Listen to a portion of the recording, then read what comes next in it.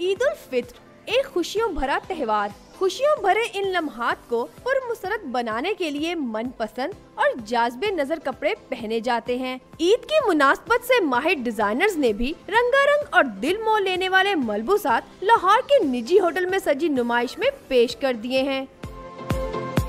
अपने स्टाइल के मुताबिक हमने बनाई है, मगर स्टाइल बनाई है इस तरह के आप शादियों में भी पहन सकते हो, एंगेजमेंट पे भी पहन सकते हो, और डिनर वेयर भी है और प्लस कैजुअल्स भी हैं। मौसम गर्मा की मुनासबत से हल्के रंगों और जदीद कट्स के साथ खूबसूरती से बनाए गए जोड़े जेब पर भी भारी नहीं। खवातीन नित नई वैरायटी को खरीदने के लिए खिंची खिंची चली आ रही हैं।